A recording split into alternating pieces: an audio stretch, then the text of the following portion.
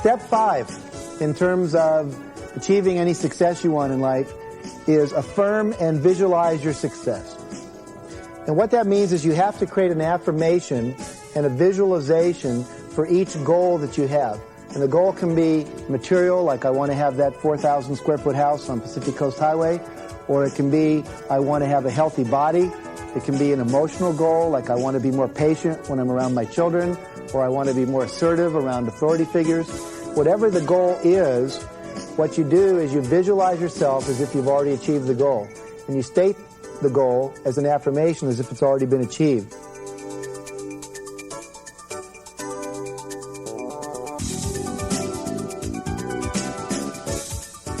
In terms of self-esteem, the most interesting part of the brain is called the reticular activating system, and some scientists just call it the reticular system.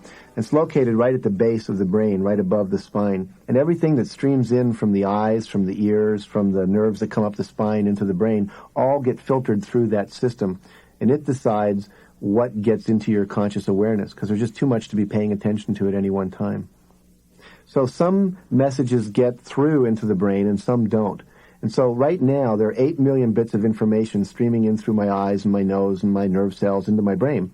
And my brain can't concentrate on all that at once. So the reticular system decides what's allowed into consciousness. For example, as you're listening to this right now, you're probably not aware of what's going on in your left foot. But as soon as I say that, you're aware of what you're feeling in your left foot, because that information was streaming up into the brain, but your reticular system was saying, no, that's not important. Let's listen to this guy's voice, or let's watch where we're driving the car, or whatever. And so the question then becomes, how do I program my reticular system so it will let in the things that will enhance my self-esteem, and so that it will let in the things that will help me achieve my goals, so it will let in creative ideas that I can use and not filter those out?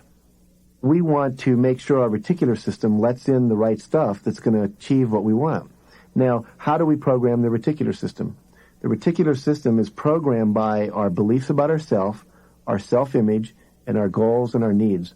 So if I have a self-image that says I'm not likable, and then someone says to me, hey, I really like you, internally I'll go, gee, what, are they trying to sell me something? You know, they must be trying to get something from me. I don't trust them. And then I forget what they said because it doesn't stick. It doesn't get in. In fact, at a party, you can hear people talking about you, and certain things you'll remember and certain things you won't. You'll remember the things that match your self-image, and you won't remember the things that don't. So what I want to do is start setting high goals, start changing my belief system about myself through the use of affirmation, start affirming how I'd like to believe about myself, and start visualizing having my goals and visualizing being the way I want to be.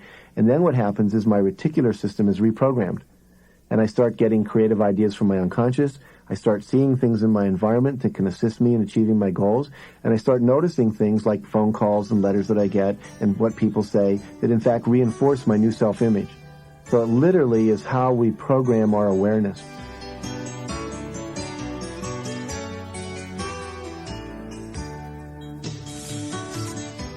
One of the things we've learned is that you have inside you what might be similar to an automatic pilot in a plane or a boat.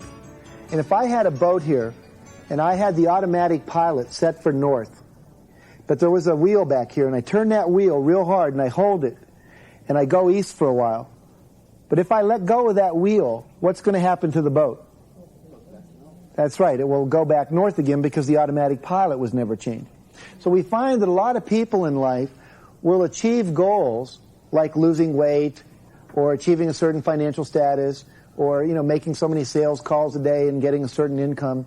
But what happens as soon as they stop that real effortful, nose to the grindstone kind of approach, they go back. They gain the weight again. Their relationships don't work anymore. They stop selling as much. And it requires that discipline. And what I want to do is share with you a less stressful way to achieve any goal. And it's by using affirmations and visualization. We're going to literally reprogram the automatic pilot. And that's why we use this tool. Let me first just give you the guidelines for an affirmation. An affirmation is a positive statement that describes the goal as if it's already achieved. And there are 8 guidelines. The first guideline says that it starts with the words I am. I am. Always starts with I am. We find that the words I am are the 2 most powerful words in the English language. Whatever you put after the words I am, your unconscious takes as a command. So if you say, I'm sick and tired of that, guess what you're going to start producing in your life? Being sick and tired. If you say, I am the kind of person that nobody likes, then you're going to end up with nobody liking it. So for an affirmation, it's going to be positive, started with I am. The second guideline is that it be positive. You never want to have an affirmation that says, I'm no longer afraid of snakes. Okay? You want to say, I am happily and easily handling snakes. You don't want one that says, I'm no longer afraid of making sales calls. You want to have one that says, I am easily and happily making sales calls. So you state it in the positive tense. Let me show you why that's so important. Close your eyes for just a minute, again, unless you're driving a car. And what I want you to do is when I say these sentences, notice what images come up in your mind. The first sentence is this: the dog is not chasing the cat. Here's the second sentence: I am not thinking about elephants. Okay, open your eyes. Now, how many of you, even for a second, saw a dog chasing a cat, even if it was for a little microsecond? Over half the people in the room. How many of you saw an elephant? Almost everybody. Okay. The purpose of an affirmation is to evoke a picture, because it's the picture that has more power than the words. The picture has more power than the words. Earlier today we did the skyscraper thing where I asked you to imagine walking to the edge of a skyscraper and looking down. Now your mind cognitively knew you were in a safe place, but your body responded as if it were actually on a skyscraper. So the image is more powerful than the thought. So when we make an affirmation, always in the positive tense, or you will bring up the picture of the negative, which you don't want. Third guideline: it must be stated in the present tense. Present tense. I am happily standing on the balcony of my apartment in Kaanapali Bay watching the sunset in Maui. See, that says I'm in Maui. Present tense right now. Now the problem is, where am I really? Chicago, Illinois. So my mind hears this and it goes, wait a second, you're not in Hawaii, you're in Chicago. That creates what we call structural tension in the brain. And I'll explain why that's important in just a minute. So I don't want to say, someday I'm going to own a condominium in Hawaii, because I'll always be in a process of going to. If I say I'm going to L.A. and I affirm I'm going to own or I'm going to L.A., then what happens, I'm always going to be on some road on my way to Los Angeles and never there. Exactly. The next guideline says brief. Brief. Short. As few words as possible. Pretend every word in your affirmation costs $10,000. Any word you don't need, get rid of it. Sometimes what I do is I ask a person to stand up and I take a sheet of paper and I hold it between my hands and I ask them to put their hand out, all 5 fingers in the palm of their hand on that piece of paper. Then I ask them to push on the piece of paper, and invariably the paper doesn't break. I can take a whole body weight of a large person and the paper will support it. Then I ask them to put 1 finger out and put it into the paper and then lean, and with hardly any effort the paper splits apart. Because all of a sudden all of that weight is focused on 1 little half square inch. And the point again is, when you have a few goals that you're committed to, and when your affirmation is brief, that focuses your energy. If you've got a long affirmation like, I am proudly standing on the terrace of this place on Pacific Coast Highway somewhere in the world doing blah, blah, blah, blah, blah, blah, blah, the mind falls asleep. Okay? But if it's short and punchy, the mind remembers it. Okay, the next guideline, number 5, is specific. We already talked about that in terms of the guy who wanted to have a foreign car dealership in a metropolitan area. So be specific about what you want. What year, what color, what brand, what kind. Is it stick shift or not? In other words, be specific. Number 6 says ing word, an action word that ends in ing. I am driving my car. I am expressing my love. I am acting calmly. See, if it's an active verb, then it propels you with more energy. Number 7 is, it needs to include a feeling word. I am happily driving my car. I am proudly showing off my new home. I am peacefully interacting with my children. Now, why do we want a feeling word in there? The reason you do anything is because how you think it's going to make you feel when you've done it. The reason I want to own a pool table is not because there's something intrinsic about pool, but because I know I enjoy myself when I'm playing it. The reason I want my children to grow up healthy and happy is I have a feeling I'll feel a certain way rather than if they grow up and they're into drugs and they get into trouble. So any goal is because I think it's going to make me feel a certain way. All right? Now, in order to be motivated, I need to have that feeling in the affirmation because it's the feeling I want. That's what provides the fuel. It's the desire level of the affirmation. Number 8, and the last one, says it must be personal. And what we mean by that is do not try to change other people's behavior with your affirmation. Don't say, I'm happily married to Robert Redford, because it would require Robert Redford to change his life.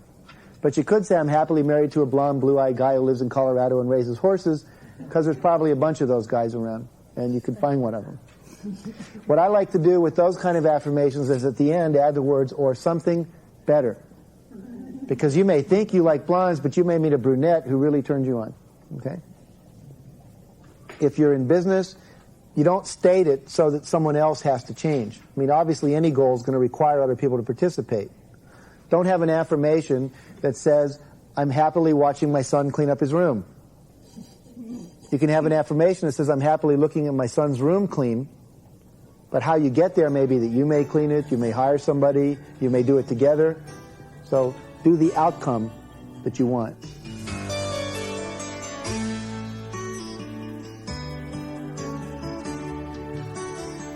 Now, what do you do with these affirmations once you have one? Okay, so you've got a goal. You now state it as an affirmation. And what you're going to do is for each goal and each affirmation, what I recommend is write it down on a 3x5 card, a separate 3x5 card. And then in the morning, when you first get up, look through your cards one at a time, read the affirmation, close your eyes, and visualize yourself as having already achieved the goal that the affirmation represents. People often ask, how many goals or how many affirmations should I have? I say usually between 8 and 15 are plenty. Have them to balance out your life, emotional, financial, physical, relational, etc. But if you get too many more than that, you're likely to spread yourself too thin. Then the question comes, how long should I do this? The answer is until the goal shows up. Okay? And when you've got the goal, create some new goals. The way it works is when you close your eyes and you're visualizing the goal as if it's already achieved, there are 3 things that are really useful. One is see it in moving color like a movie. Secondly, hear the sounds you would hear if you were there, especially people congratulating you for having achieved your goal. And thirdly, feel the feelings in your body right now that you would feel as if you had already achieved it. And one of the neat things that happen is every day you're closing your eyes and you're creating that feeling you'd already feel. It's almost as if even if you never get to the goal, it doesn't matter because you feel it inside already. So you can create the feeling of success inside of you. And what we find is when you become the kind of person you want to become, but just act as if, do it now, hold the feeling, that you start attracting to you the kind of people that will support you in terms of being where you want to be. So auditory, visual, and feeling. Let me share an example of someone that used this technique. I had a workshop a couple of years ago, and a woman wrote me a letter about, 6, 7 months later, and it goes like this. It says, Dear Jack, when I went to your self-esteem seminar, I had never heard of affirmations before. During the portion of the seminar, our assignment was to write out 10 affirmations and transfer them to 3x5 cards when we got home. I only wrote out 9 affirmations at the seminar about relationships, communicating with my kids, improving my work situation, expanding my spirituality. After the seminar, I sat down at home to write out my 10 cards. I couldn't think of something to write on the 10th card. So almost offhandedly I wrote, I am deliriously enjoying my cruise to, and then she said I paused, stopped for a minute. What should I write? And then I filled in the words, the Caribbean. Even at the time, I wondered why I wrote that. I'd never had any plan to go to the Caribbean, no long-time, all-consuming desire as the place to go, but I thought, it's the last card, it fits in the space, it'd be nice to go there. I had attended the seminar in April. Since that time, I looked at my 10 affirmations every day, and I began to see results in my relationships, communicating with my children, my work situations, and my spiritual life. One day, late in August, I got a telephone call from a friend of mine. She said she had a gift for me. She wanted to send me on a cruise. That's right, you guessed it, to the Caribbean. For about 10 seconds, my critical self inside of me told me I shouldn't accept the gift. It wouldn't be right. But only for 10 seconds. And then I told that critical self to get lost. And I said thank you to my friend, and I accepted the gift. I went on the cruise in October, and I had a wonderful time. It was the first real vacation I had ever been on where I didn't have to cook, camp, visit relatives, chase the kids, or entertain guests. It was just for me. And it was absolutely marvelous. I met some fabulous people, and I had the most fantastic and memorable time of my life. Needless to say, I know that affirmations work in changing my mindset, my perceptions, and in creating a different reality. Going on a cruise may seem like a materialistic example, but I've seen equally astonishing results in other areas of my life, and I can assure you that I continue to write new affirmations into my life on a regular basis. So I know these work. They've worked in my life, and they've worked in the lives of people that I've shared them with. See, visualization is working in your life right now. Remember earlier we talked about fear, and fear being a result of seeing things in the future that are scary, like being late for the doctor's appointment? Well, fear, the way we spell it, F-E-A-R, is fantasized experiences appearing real. And your mind, as I said, can't tell the difference. So if it sees a real event as a negative event, what you're really doing is negative goal setting. You'll start to produce that in your life. Or you can use that same power to produce the positive, and it'll produce that. Remember, it was Mark Twain, he said, "I've lived a long life and had many troubles, most of which never happened." See, because we think about them. So we want to take that same power and use it to our advantage.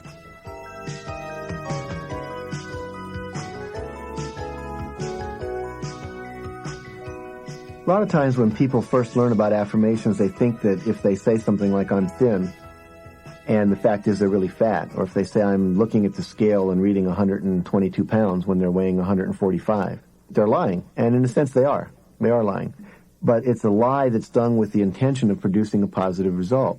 See, because when I say one thing, and it's not what the current reality is, that creates a positive tension in my brain. The brain goes, wait a second, that's not right.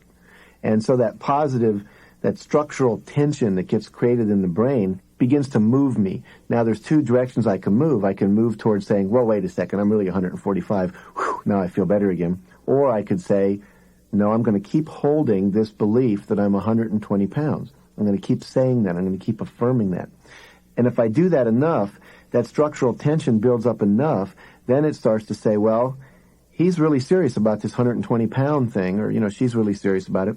And so we're going to have to do whatever it takes to produce that result. And so that tension builds up in the brain. We call it motivation sets in, and then I start to do the things that 120-pound people do. I eat more vegetables and rice and less fattening foods and less desserts and less sugar and so forth.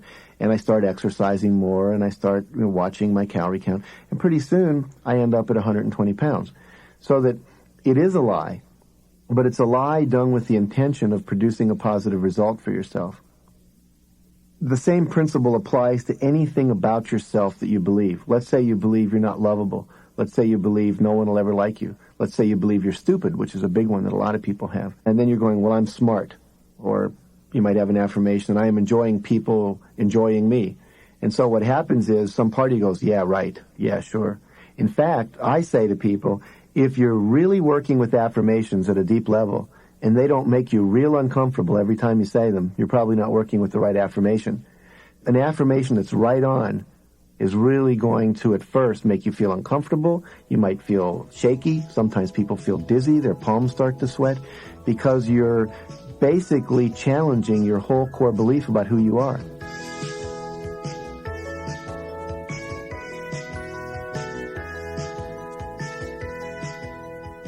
Structural tension. What we used to call cognitive dissonance in psychology. Now, the value of structural tension is this. If you hold the structural tension long enough, what it will do is it will start to change three things in your mind. It will start giving you creative ideas that you never had before. It will start allowing your mind to perceive things that have always been in your environment that you never saw before that can be resources for you achieving your goal. And thirdly, it will provide motivation to take action. So it'll provide perceptual shift, motivation to take action, and creative ideas. At Ohio State University one year, they took a bunch of kids who were really good at basketball and they divided them into two groups. And they said, okay, here's what we want you to do. One group is going to shoot foul shots every day for half an hour. The other group is going to close their eyes and imagine shooting foul shots and all the balls going in. The third group is not going to do anything. About a month later or 2 weeks later, they tested the kids, and what they found out was the group that had shot foul shots every day had improved by 24%. The group that visualized shooting foul shots but never actually practiced had improved 23%. The group that had not practiced and not visualized had no improvement. So the group that visualized improved 1% less than the kids who were out there practicing every day, because that structural tension and that idea of syncing every shot in their head started wiring up the neuromuscular system to be able to do that. Because again, the body couldn't tell the difference between a real event and an imagined event. And so we use that principle to create that structural tension. Let me share with you a couple quotes from some famous athletes who use visualization. Jack Nicklaus, the great golfer, said, "I never hit a shot, not even in practice, without having a very sharp, in-focus picture of it in my mind." Lee Evans, a 1968 Olympic gold medalist in the 400 meters, said, "I visualized every step of the 400-meter race until I saw every stride I would take." Pro quarterback Fran Tarkenton used to rehearse every upcoming game in his mind. Now, how do you use it in your life? Probably the best example is one out of my own life. In 1978, I decided I wanted to make $100,000. Now, up to that point in my life, I'd never made more than $18,000 a year. I'd been a teacher, a consultant, and a psychologist, and $18,000 a year. Just seemed to be locked into what we call a comfort zone. What happened was I set a goal for $100,000, and I was going to use affirmations and visualization. And my affirmation, I had two of them, two affirmations. One was, I am easily and happily earning and investing $100,000 a year for my pleasure and the upliftment of others. My second affirmation was, large sums of money come to me quickly and easily, under grace, for the highest good of all concerned. Okay? Very simple. Now, that was kind of a spiritual one. The other was a little more materialistic, but it was toward the same goal. Secondly, I cut out a piece of green construction paper, and I cut it in the shape of a dollar bill, except it was very big, and on it, I drew a $100,000 bill. Now, there is no such thing as a $100,000 bill, but I drew one as if it were, and I spent about 3 hours drawing it, looking at a dollar bill and thinking what it would look like and drawing it. And I put this above my ceiling, so the first thing I'd wake up every morning, what would I see? $100,000 bill. Now, I got this technique from Bruce Jenner. Remember Bruce Jenner, the decathlon champion that won over there in Germany and got the highest point level? I think it was a record it held for a long time, may even still hold, I don't know. He used to, every morning when he wake up, on the ceiling were 10 pictures of him winning each of the events in the decathlon. So every morning I'd look up, I'd see a $100,000 bill, and I'd say my affirmation, and I'd close my eyes, and I'd visualize what it would look like to have $100,000. How would I dress? Where would I live? What would I do? Then I would get up and I would just live my day. I'd do what I do, go where I go, hang out, etc. What I experienced was that nothing much happened for about 6 weeks, and then all of a sudden, miracles started to show up. I'd wake up one morning and I'd have an idea. Wow, all I have to do is sell 400,000 copies of my book. See, it never occurred to me that I should sell my book. That was my publisher's job, but I get a quarter every time my book is sold. So 400,000 quarters is $100,000. So my creative mind was starting to work, right? Next thing I know, I'm in my grandmother's bathroom. Now, how many of you have been in your grandmother's bathroom? Can I see a show of hands? What magazine will you find in almost every grandmother's bathroom? Reader's Digest, that's right. I look down, and here's this magazine I've seen a million times. It's always been background. All of a sudden now I've got this goal. It pops out, see? My perception changes. I say, wow, it says on Reader's Digest, 8 million readers in 17 languages. Far out. All I got to do is take out an ad in the Reader's Digest. 8 million people will see it. 400,000 people will buy my book. I got my goal. So I call up Pleasantville, New York, where the Reader's Digest is headquartered, and I said, I'd like to take out a one-page ad.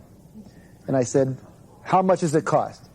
And they said, $108,000. Now, I was curious, since this happened so long ago, I actually called them last week to find out what a one-page ad was going for now. It's $121,000 for one-page ad. One-page ad. Now, it is a bargain at one level. To reach 8 million people, Think about what the cost per person is. But I said, look, I can't do it. They said, why not? I said, I don't have $108,000. And secondly, even if I do it, I lose $8,000 in the deal. See, because my goal was 100. And so I hung up, and a couple days later I wake up, new creative idea. Write an article for the Reader's Digest. In fact, they may even pay you for that. This is good news. So I wrote an article, spent a whole week writing an article about how to raise teenagers with high self-esteem. Sent it off to the Reader's Digest. 2 weeks later, it came back. Sorry, we're not interested. Now, a couple weeks later, I'm at the checkout counter of the supermarket. Guess what I saw? That's right, National Enquirer. It said 12 million readers weekly. I said, this is better than the Reader's Digest. Reached 4 million more people, and they do it every week. So I called them up. I said, what are your ads? With $7.50 a word for classified, there's about 8 pages of classified ads. I figured to get lost. Just didn't feel right. The full page and half page ads were equally as expensive as the Reader's Digest, and I thought, this isn't going to work for me. But then I kept thinking, Reader's Digest, National Enquirer. I started visualizing myself in those magazines. A couple weeks later, I'm at Hunter College in New York, giving a speech to 800 people, and this lady comes up at the end and she says, Mr. Canfield, great talk, loved it, like to interview you. I said, perfect. I said, who do you write for? She said, I'm mainly a freelancer, but mostly I write for the National Enquirer. I said, very good. What took you so long? She looked at me like I was crazy. But it kept happening like that. I kept having ideas, another idea, another idea, another idea. And then what happened for me, at that time I was getting $300 a day as a consultant, going out and working with schools and corporations and mental health services. And I met a friend of mine named Dr. Hanuk McCarty at a conference. Again, it was here in Chicago. And I asked him, I said, what do you get when you consult with schools? And he said, I get $800 a day. And I said, my God, how do you get $800 a day? You know what he said? That's right. He said, I asked for it. And I said, you asked for it? Boy. So I went home and I was thinking, am I worth $800 a day? See, again, a self-esteem issue, right? What am I worth? Well, who establishes that? I do, right? So I said, I'm going to ask for $800. So I practiced in the mirror. Do you ever do that? You look in the mirror and you practice what you're going to say. $800, and I'd stick my chin out. What's your fee? $800, and I practice it. So finally this guy calls me from Cedar Rapids, Iowa, and he says, we'd like you to come out and do a one-day workshop for the Cedar Rapids Mental Health Consortium. We'll have all kinds of people, psychologists, psychiatrists. We'll have people from the business community, parents. It'll be really great. What's your fee? And I went, my fee is $600. I chickened out by $200. He said, no sweat. And I said, no sweat. I said, I'll do it, Ray, for $600, but what did you have in the budget? He says, Jack, we had $1,200 budgeted for the speaker. And I said, my God, how many times have I, denied myself that? See, but the point I want to make is I never would have asked my friend Hanuk McCarty what he was getting, because my mother, like most of your mothers, said you never ask people what they make, right? It's rude, right? But my reticular activating system in my brain, see, was now filtering in things that would assist me to get my goal. So I asked, and I got some information, and although I didn't make $800 or $1,200, I made $600, which was twice as much as I was making before. Next guy called me, he says, we'd like to have you come speak to our corporation. What's your fee? I said, $1,200. He said, we don't have $1,200. We have $700. I said, well, for you, I'll do it. Right? It was $400 more than I'd been getting. Now, Hanuk and I have had this running battle going on. Every time I raise my fee, he raises his fee. I think the most either of us has ever gotten is $4,500 for a 1-hour talk. See? But that's because I started changing my self-perception, asking, because what's the worst they can say? No. No. See? So little by little, all of these things are starting to occur. My perception's changing. I'm asking more for what I want. I'm getting creative ideas. By the end of the first 3 months of the year, I had tripled my income. Tripled my income. I had gone from $18,000 a year. In the first 3 or 4 months, I had made over $60,000. I started a mail-order bookstore and started selling my book. Took out ads in journals. Buy Canfield's book. My book was called 100 Ways to Enhance Self-Concept in the Classroom, a guide for parents and teachers. I also realized that as people were buying my book, they might buy other books like that. So I started selling other people's books. Then I started doing bookstores at conferences. And then I started, raising my fee, and I had new workshop titles. Well, I didn't make $100,000 that year. I made somewhere in the low 90s. Do you think I was really disappointed?